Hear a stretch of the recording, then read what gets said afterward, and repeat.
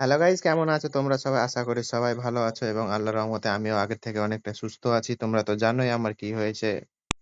এবং সকালে উঠেই ঘুম থেকে আগে ব্রাশ-টাশ করে মুখ হাত ধোয়ার পর আগে চান-টান করে নিলাম। চান-টান করার পরে এখন যাবো রেডি হতে। রেডি হওয়ার পরে আরকি রেপোর্ট নিয়ে চলে যাবো ট্রেন ধরতে। কারণ আজকে আমাদের ট্রেন আছে ৯:৪০ এ, তাই ঝটপট দেরি না করে রেডি হয়ে নিলাম।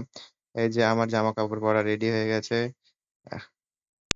তাই বেশি দেরি না করে গাড়িতে করে চলে গেলাম এখন সাগরদিঘি। সাগরদিঘিতেই ট্রেন আছে ৯:৪০ এ। সাগরদিঘিতে এসে দেখি বাপরে অনেকটা ভিড়। তার উপরে যেতে, যেতে দেখছি মালগাড়ি ঢুকে গেছে। কারণ ট্রেন আছে আর ১০ মিনিট পর। আমরা তাড়াতাড়ি করে ৯:৩০ র দিকে পৌঁছে গেছিলাম। এখন দেখতে, দেখতে ট্রেনটা চলে এলো আমাদের গন্তব্যস্থলে।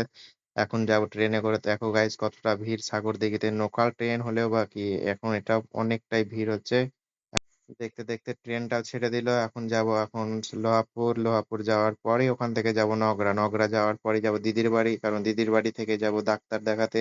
তাই ট্রেন থেকে নেমে যাবো লোহাপুর। এই তো লোহাপুর চলে এসেছি দেখতে, দেখতে। এখন লোহাপুর থেকে যাবো আগে দিদির বাড়ি। তাই একটা টোটো নিয়ে নিলাম। টোটোতে করে এখন যাবো নগড়া।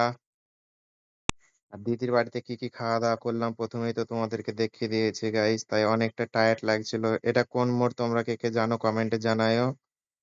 আর আমার ভিডিও এখন ডাউন চলছে বন্ধুরা। একটা করে কমেন্ট করে দিও ভালো লাগলে। এখন আমার অনেকটা রিচ কমে গেছে, অনেকটা ভিউ কমে গেছে। জানি না কিসের জন্য, কেন? কমেন্টে জানা থাকলে কেউ জানিয়ে দিও আমাকে। এখন রাস্তাটা অনেক খারাপ দিদিদের বাড়ির, কারণ বৃষ্টি হচ্ছে প্রতিদিনই তো। তাই আরকি দিদিদের বাড়ি চলে এলাম। এখন আমি তো অনেক টায়ার্ড, তাই দিদিদের বাড়িতে ব্যাগ-ট্যাগ রেখে আগে আমি বিছানাতে শুয়ে পড়লাম। আজকের ব্লগটা এখান থেকেই টাটা। ভালো থাকো। আল্লাহ হাফেজ।